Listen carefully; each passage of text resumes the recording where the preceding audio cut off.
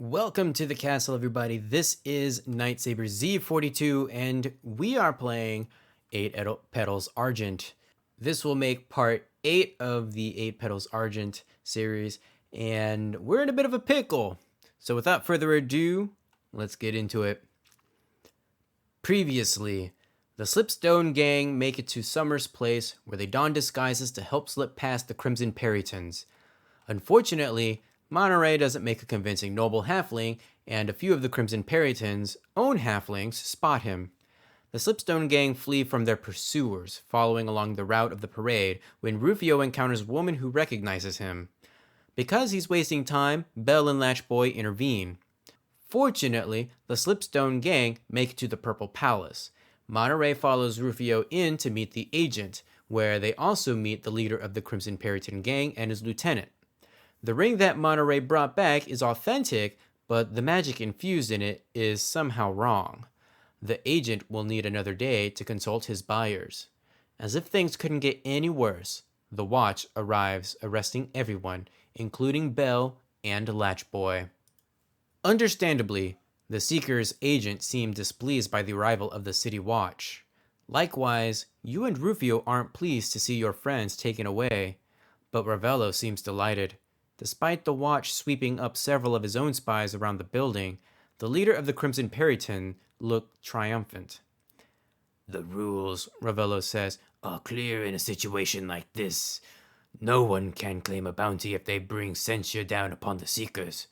Your employers won't let you pay someone who brought the watch right to your door." He points an accusatory finger at you. This seems unfair. If there was a disturbance, the Crimson Perytons caused it by trying to intercept you on the way here. You look at Rufio, expecting him to provide one of his dazzling speeches about justice in the spirit of the rules. However, your friend still seems shaken. He still clenches the golden necklace in one of his hands. Whatever the Perytons gave him, it's had its calculated effect. Rufio will be of no assistance convincing the Seeker's agent not to disqualify you from the bounty. The agent turns away from the window. "The watch has been looking for a reason to shut us down since these scavenger hunts began. It doesn't matter that we don't condone law-breaking. If a prize is on private property, it's up to participants to negotiate access through legal channels." The agent's eyes focus on yours. "Did you lead the watch here?" he asks. "Of course, though," Ravello begins to say. If we have the charmed condition, you feel compelled to let your friend get in a few words. If we do not have the charmed condition, which we don't, you can answer the Seeker's agent normally, talking over Ravello's interruption with one of these options. We can protest, dissemble, or blame. We are definitely going to blame the Crimson Perytons. We're going to point out that the Crimson Perytons' activities in the area are probably what drew the watch. So you explain to the Seeker's agent that the Crimson Perytons have been attacking you at every opportunity. They've probably been interfering with anyone they think has a chance to claim the Seeker's bounty. We do not have the Fillet Lane fight. Our renown with the Crimson Perytons is not -4. So we tried to describe the nature of the Crimson Perytons' interference, but you are light on details with which to make your case. So we're going to make a charisma or persuasion check. We need to get a result of 11 or higher. So let us roll persuasion, which is at a +0 for us. Luckily, we just make 11. We rolled right on the dot there. The Seeker's agent nods, eager to accept your explanation. "No, I can't blame you for the watch raiding our peaceful headquarters. It's just one of the costs of doing business." With that, the agent dismisses you and Rufio to leave, asking Ravello and Quigley to stay for a few minutes. "Just so there are no misunderstandings on the way out," the half-elf says. You descend the hidden staircase toward the Purple Palace's kitchen. When you reach the ground floor, the same host who showed you the secret panel here instead directs you to the trapdoor in the floor. "This reaches a tunnel that connects to the neighboring building," the host says. don't get caught leaving. You and Rufio drop into the tunnel and pass beneath an alley, arriving in the cellar of the neighboring building. The whole structure seems abandoned, and you have no trouble getting out, escaping the cordon of watch members still surrounding the Purple Palace. From there, you follow a sheltered route up Pearl Alley before losing yourself in the traffic on Snail Street. A block east, you can hear the Day of Wonders parade still in full swing. You take your time, moving carefully through back alleys and over rooftops, eventually crossing the Way of the Dragon after the parade has gone by. Somewhere in this time, you take the chance to ask Rufio about the golden necklace he got from Bartholomew Quigley. It's mine, Rufio says, for my initiation at the Monastery of the Sun. You remember Rufio's ambition to formally train at the monastery. The old building stands at the northernmost point on the Trades Ward and is one of the sources of community support in the Slipstone Gang's territory. You didn't know he'd gone through with his desire to become one of the monks. Rufio continues, I lost it last year. I lost it when I died. You know the gang paid for your Osimar's friend's return from death a year ago. You saw the receipt last night for the expensive diamond that is necessary for such a spell. The receipt was on a stack of papers in the hideout. You meant to ask Rufio about it, but in the excitement of last night's adventure, you never had the chance to bring it up. I don't remember how I died, Rufio says. I only know that our friends paid too much to bring me back. We had to liquidate everything, and we're still in debt. And now we know the Crimson Peritons were involved. No wonder they've been sniffing around, offering to back us financially. They know we're vulnerable right now. When you left Waterdeep, striking out on your own to practice adventuring, you thought your friends would be safe here on the streets where they grew up. You never dreamed that life would become more difficult after you became adults. It's near high sun when the two of you arrive at home. As you climb the narrow stairs to the hideout, a woman in a shopkeeper's robe hails you from an alley below.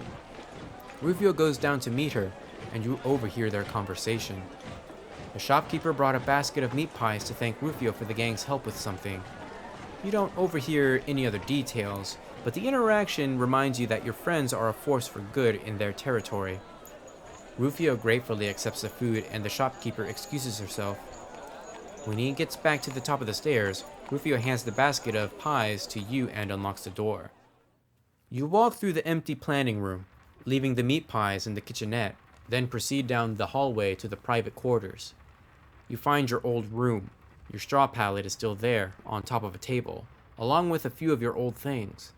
Under the table, you find Pocket's old blanket and a collection of her dog toys. The gang's pet hound must be quite old by now. No one's here, Rufio says, poking his head into your little room.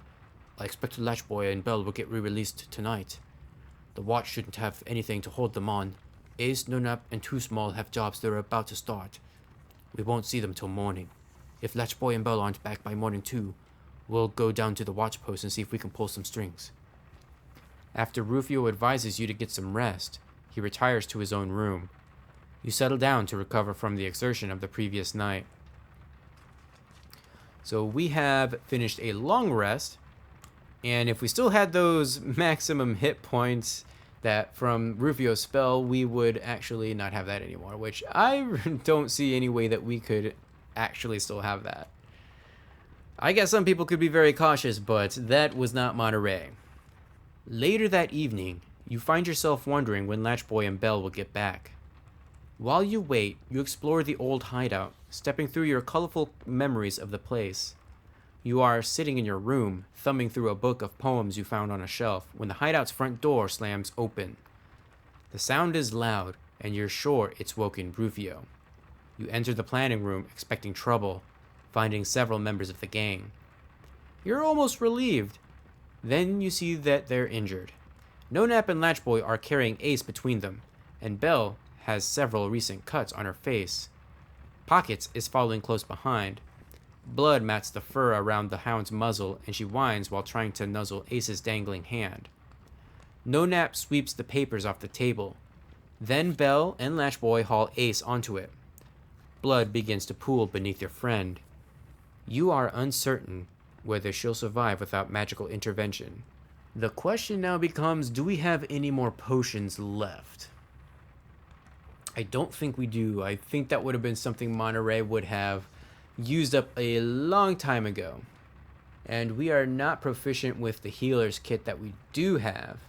I wonder if we could just put them to sleep. The body heals naturally on its own, and they can just get a long rest in, right? Anyway, I don't think there's really anything we can do.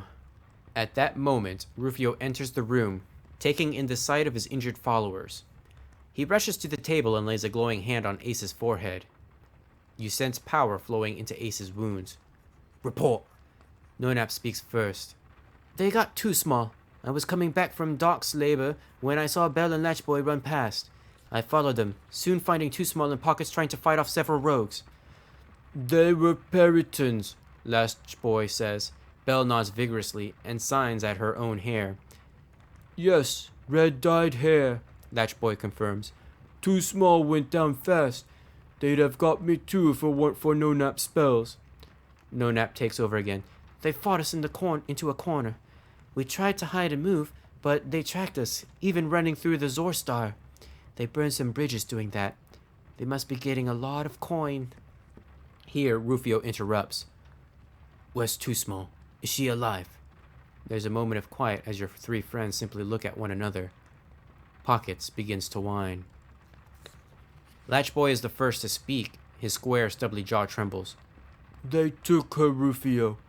We couldn't fight and carry her at the same time. When two of them saw a chance, they snatched her up.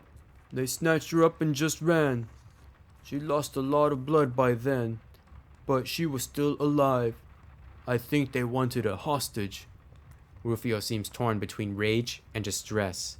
The rest of the gang are looking at him for answers. Then you hear a knock on the frame of the still open door. Standing in the doorway is a shopkeeper, the same one you saw talking to Rufio only a few hours ago, the one who brought the meat pies. Did I come at a bad time? She asks. Nonap hurries to the door and looks out over the alley. Seeing nothing, they sweep the shopkeeper into the planning room, closing the door behind the two of them. Then Nonap turns the lock and drops the security bar behind the door. Erdelmus, what are you doing here? Rufio says. The shopkeeper looks in horror at your friend lying on the bloody table. With a bit more prompting, she finds her tongue and says, 2 men were looking for you. They asked me to deliver this the first chance I got. The squat woman holds out a rolled parchment, sealed in gray wax and stamped with the image of a flying Periton, a magical giant hawk with the head of a stag. Rufio takes the rolled parchment and asks Edelmus for any more details, but the shopkeeper knows nothing else of interest. While you wait with the rest of the gang, Rufio escorts the shopkeeper home, returning a few minutes later. I've read the letter, Rufio says. It's everything you'd expect. The Crimson Peritons want the Deepwinter Seal. In exchange, they'll release Too Small. That's the end of it. The end of the scavenger hunt. It's the end of everything, Rufio says, his gaze sweeping around the room before he drops into the chair. When Rufio goes silent, Latchboy and Nonap start to argue with Bell. None of them are sure what will happen if you don't turn over the seal. Latchboy suggests fabricating a copy, but Bell doesn't think it's worth the risk. Nonap suggests not turning it over at all. There's no reason for the Crimson Peritons to honor the deal. After they claim the Seeker's prize, they'll just use your friend's life as leverage to take over the Trades Ward. They won't stop until someone stops them, Nonap says. No one has a response to this. Eventually, Rufio breaks the silence. All right, let's stop them. And now we are on Chapter 4, The Argent Gate. A bit of a nice little twist that we've got here in our little adventure. It's very interesting, I will say that. And I'm kind of looking forward to busting our little friend Too Small out from whatever prison she happens to be in. So, without further ado, there's a lot of text here to read. Rufio looks like he has a plan. Your friends react with palpable relief. Rufio's plans are typically good, if not great. It's not for nothing that your friend has been the gang's unchallenged leader since its inception. We need a guarantor, Rufio says, A broker, to make the Peritons keep to the deal instead of going back on their word when they get the ring. Do you mean working with the Watch? Nonap asks. Perhaps setting up a contingency to give them information in case the Peritons betray us. That's one idea, Rufio says. It might work, but including the Watch might spook the Peritons before we can trade. I was thinking about someone a bit closer to our side of the law. I was thinking about Letty. After all these years, the mention of Letty's name comes as a surprise. Belle, particularly, looks skeptical. She clasps her hands together, interlocking her fingers to prevent herself from signing a response. Letty used to be a friend. She grew up in the Waterdeep alongside the gang. Although Letty lived in a more affluent neighborhood, she and Rufio were sweethearts. They split due to philosophical differences. Before you left Waterdeep, Letty joined the Guild, a notorious organization of slavers, and that was enough for you to stop caring about what happened to her. The last you heard of Letty, she attained a high rank in the Guild.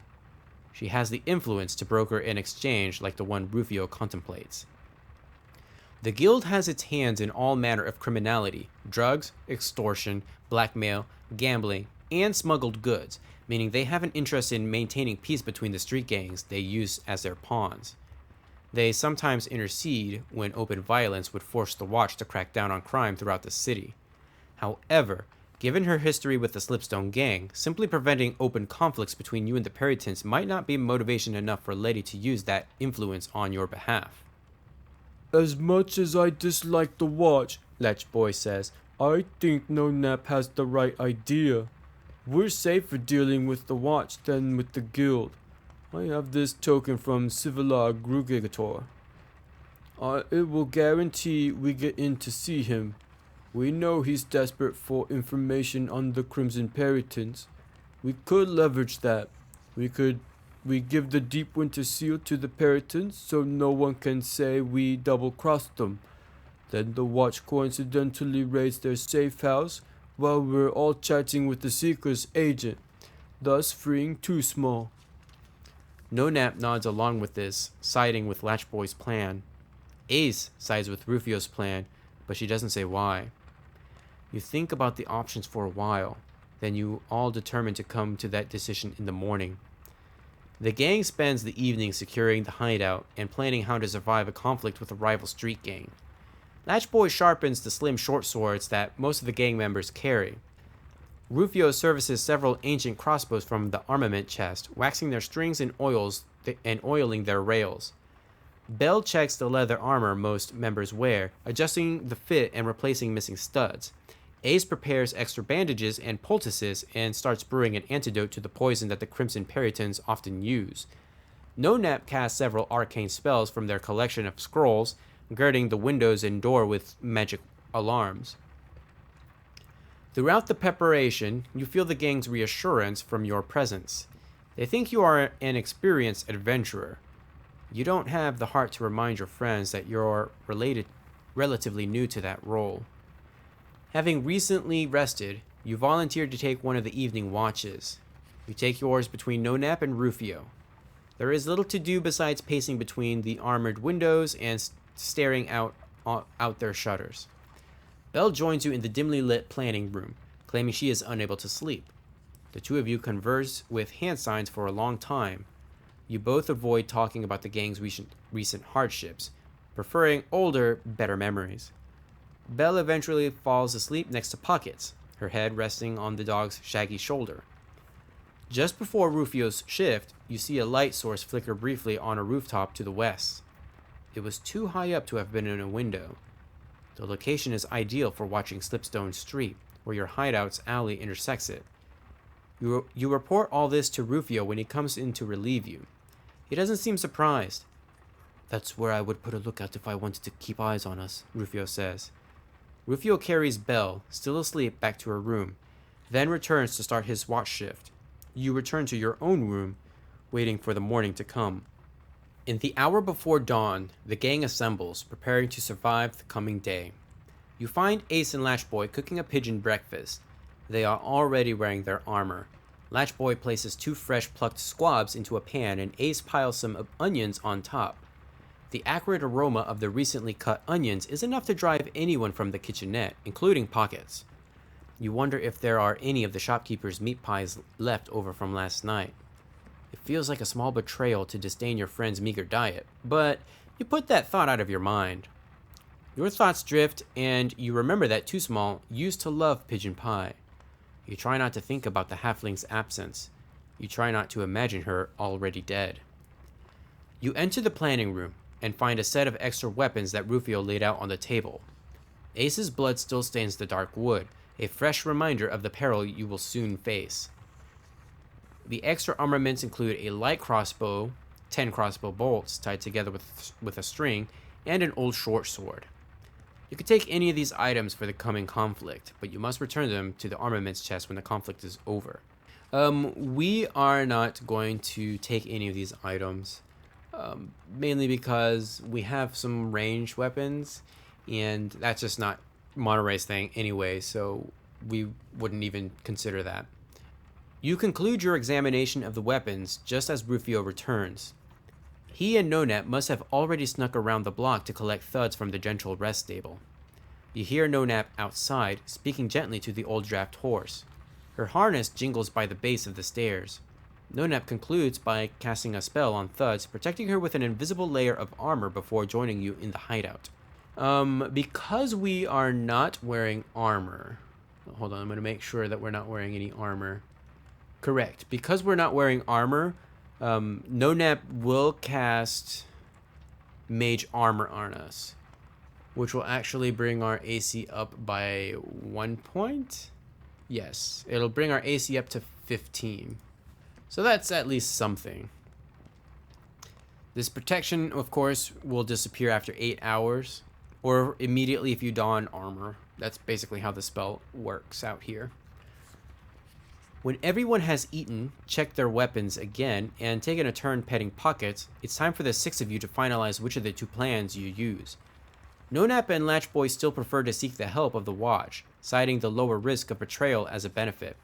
Bell remains neutral, while Rufio and Ace vote for asking Lady to get the guild involved. It's down to you to tip the vote one way or the other. So here we have a pretty interesting choice. We can enlist the help of the Waterdeep Watch or the guild. And this is something that before we had started the 4th part, I would have gone with the guild. Just because it guarantees that we'll probably have some way of keeping the Neverwinter Seal. But then again, the Slipstone Gang seem pretty good. Like, good-hearted at least. And if they deal with the guild, then they're just going to have to do basically rough and tough jobs possibly in the future. So this is actually really tough. But on the other hand, we do know somebody in the guild.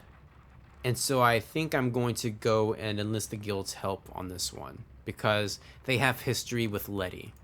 If they didn't have history with Letty, then I wouldn't have done this. Letty lives in Wayride House, a building in the south central portion of the Trades Ward. It's situated off Lathin's Cut, just south of the intersection of the Way of the Dragon and the High Road. The nearest landmark is the Plinth, a spire-shaped temple open to worshippers of any faith.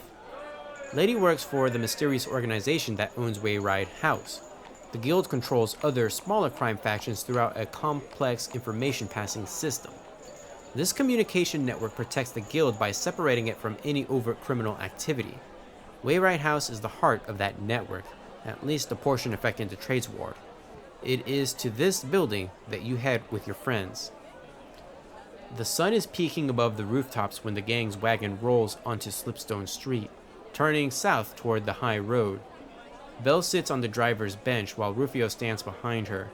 The rest of you sit in the wagon's bed, concealed beneath a tarp with crossbows and other weapons at the ready to defend against an attack. Belle's chosen route takes you east then south down the high road. The morning traffic is already thickening. Rufio keeps an eye out for anyone taking an interest in the wagon, but the number of people already on the street makes it impossible to spot followers. Belle coaxes Thuds into a gap between 2 larger wagons, trying to keep the old draft horse from making a show of the transition. Once you are in the flow of traffic, you feel much safer, and Thuds picks up her pace. Belle soon turns the wagon off the high road, entering Lathin's Cut. The building has a covered wagon bay behind it for loading and unloading deliveries, away from prying eyes. A guard dressed in street clothes stands as you approach the iron gate. Rufio tells him that you are Letty's old friend and you want to see her. The use of Letty's name is enough to get the gate open. Belle drives the wagon through it, then turns under a covered area designed for wagon loading. Using Letty's name might get you in, but it doesn't buy any trust. The first person out the door is not Letty. Instead, you see a dozen armed people approach and surround the wagon. Finally, a tall human woman exits the building. Even years later, you recognize Rufio's former sweetheart. From beneath the hood of her red cloak, a braid of Letty's platinum hair coils around her shoulders like a necklace, or like a snake. You look at Rufio and find him staring. You don't know if your friend still harbors unresolved feelings for Letty. Things ended abruptly, with no chance of closure. And of course, you know that Monterey is going to be like, ooh, and elbowing Rufio in the rib with his elbow. After a few tense questions, which Rufio answers, Letty invites the gang in for tea on the condition that you leave all weapons outside. Belle isn't thrilled by the prospect, but there are enough guards in the building to make short work of you, whether you're armed or not. One by one, you and your friends dismount the wagon, drop your weapons in the empty bed, and follow Letty into the Wayride house. You and your friends follow Letty into a comfortable parlor. Although she instructs the guard to wait in the hall, you suspect they can overhear the conversation. You wonder if the meeting will be awkward, given the lack of privacy and Letty's past with the gang, but Rufio seems driven by the urgency of the situation. He gets right down to business, explaining Two Small's kidnapping and asking Letty to arrange the guild's intercession. Rufio tells Letty where he thinks the Crimson Peritons are holding Two Small, and the operation he otherwise plans to mount for her rescue. You are a bit shocked at the brutality of it. You wonder if that is truly Rufio's alternative, or if he's simply trying to convince Letty that the Dock's ward might burn without the guild stepping in. Rufio's knowledge of the Crimson Peritons operation makes the proposed violence seem possible. However, it is the little details that make the plan seem imminent, like calling upon a decade of favors earned with various residents. One detail discomforts Letty.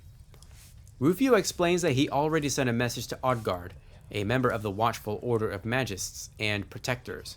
The favor Odgard owes the Slipstone Gang would ensure that any building Rufio targeted in the Docks Ward would burn before the Magist's firefighting elementals could put a stop to it. As Rufio continues to describe a merciless assault on the Peritons' criminal enterprises, you wonder what it was about Odgard that caused Letty to react like that. We need to make a wisdom insight check. We don't have the Thieves' Cant class feat, so we don't get advantage. But we do need to roll an 11 or higher. So wisdom insight, which is a +1, yay. We got a 13. The guild does business by controlling smaller criminal factions, usually from a distance. Something in what Rufio said got a reaction from Letty. In a flash of insight, you interpret that reaction to mean the guild has some interest or investment in one of the buildings Rufio mentioned. You interrupt your friend to emphasize how thoroughly the building in question might be damaged, and how long the authorities would be crawling over it in the aftermath. Letty's reaction confirms your insight. I agree, Letty says. An open conflict with the Crimson Peritons would significantly burden our operations. It's in our interest to intercede. Sweet. You have secured Letty's agreement to intercede with the Crimson Peritons. All that remains is to work out the details. She seems reluctant to apply too much pressure to your rivals. They are a growing faction with a lot of potential to enrich the guild through various collaborations. Throughout the talk, you can tell Rufio wants the guild to punish the Peritons, in addition to securing Two Small's release, but it's a delicate negotiation given how both groups' businesses seem to overlap. Rufio satisfies himself telling Letty where the Peritons' criminal enterprises are vulnerable to hostile takeovers. It is enough for him that the guild will reduce your rival's income and influence, in addition to saving Two Small. When they conclude these details of the arrangement, Letty calls for a messenger to arrange a meeting between her and Ravello in the nearby Plinth Temple. An hour later, she leaves for the meeting, instructing you and your friends to wait in the Wayride house. You sit in the parlor for another hour, trying not to discuss anything of importance that might get overheard. You politely decline the refreshments offered. When Letty returns, she motions for you to sit as she hangs her cloak on a nearby rack. She takes the same soft chair she sat in before, looking at the undisguised expressions of anticipation on your faces. I have your friend, Too Small, Lady says. Here's what happened. I met with Ravello. He tried to use his enchantments on me, for which I rebuked him with my own. Once I convinced him of our relative positions, things went smoothly. Ravello claimed you brought heat down on his operation, that you got his people swept up in a dragnet at the Purple Palace yesterday. He had to pay a significant sum to secure their release. He said you owe him, and that he expected to be compensated before releasing Too Small. Letty looks to Rufio for a response, but your friend has nothing to add. Letty continues. I thought the claim might have merit, so I didn't want to argue it with him. I told Ravello I would hold your friend in escrow while I investigated the claims. We strongly discourage killing or kidnapping between factions because it invites open retribution, which is bad for everyone's business. We agreed that there would be no further hostilities once you tell the Seeker's agent that you are giving the Deep Winter Seal to Ravello and that he is the winner of the bounty. When that happens, I'll release Too Small and there will be no further violence between your factions. I accept, Rufio says, not stopping to consider the costs. Good, Lady replies. Now, you will go to the Purple Palace, do what needs doing, and we can put this all behind us. I will put out the word that no one is to interfere with you on the way. Despite losing the bounty you worked so hard for, Too Small's imminent release is a great relief. You sit back as Lady describes more of the details to Rufio. Then Rufio gives Letty one of the 2 matching wooden rings he normally wears on a thong around his neck. This trinket will grow warm when I rub the matching ring, signaling you that the exchange is complete. By this, you will know that Too Small can be returned home. I'm glad you're on side, Letty says, satisfied. Hey, look at this. We get some renown. We get renown with the guild +4. You and your friends return to the wagon where Thuds is patiently waiting. You retake your previous positions, and Bell guides Thuds west to the Way of the Dragon, then south toward the Purple Palace. The City of Splendors is waking as you roll south down the thoroughfare. The rising sun warms one side of your face, and the traffic is gradually thickening as you go. The Day of Wonder seems a distant memory now. Just one day later, and there is no sign of the parade. Even the Hunters of Gondar, the priests and acolytes of Gond, are nowhere in sight. Despite having flooded the streets for the parade, they've all disappeared overnight. All traces of the Day of Wonders are gone. That is, but for the one large vehicle ahead of you, slowing your progress. A pair of oxen pull a flatbed wagon upon which rests some monstrous apparatus, obviously purchased from the House of Inspired Hands. You find yourself wondering at its purpose, examining its limbs and what looks like a head. You try to determine if the thing's design lets it walk on its own, but Bell soon finds a way around the slower wagon, cutting short your attempt to decipher the clockwork contraption. Thuds snorts a challenge at the oxen as she passes, but the lumbering animals ignore her. No one tries to stop you between here and the Purple Palace. No Nap reports that someone is following you at one point in the trip, but nothing seems to come of it. When you arrive at the fest hall where the Seeker's agent dwells, you are several hours ahead of the deadline. The intersection by the Purple Palace has an unusual number of loiterers today.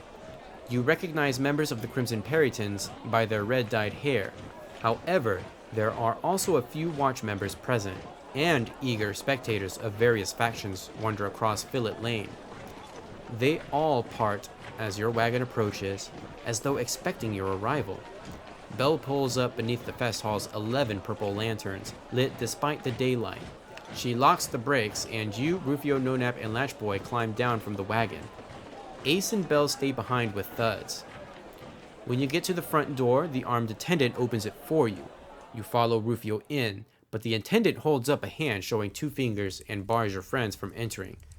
You remember the rule about only 2 of the faction meeting with the Seeker's agent at a time. You signal No-Nap and Lashboy to wait by the door. Inside, You find the Seeker's agent sitting at a table in the empty dining hall.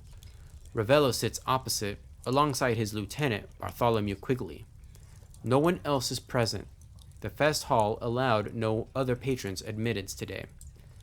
You follow Rufio to the table, and you both sit when the agent invites you to take the empty chairs.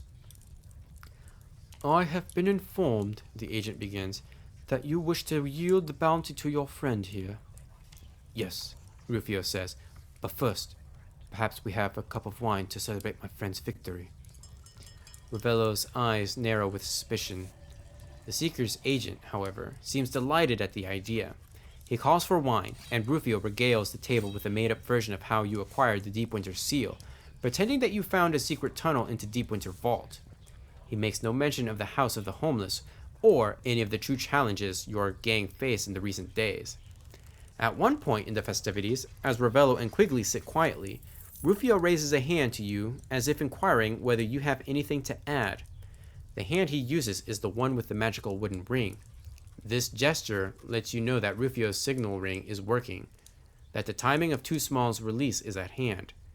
Your friend abruptly pulls Deepwinter Seal from a pocket and sets it heavily on the table.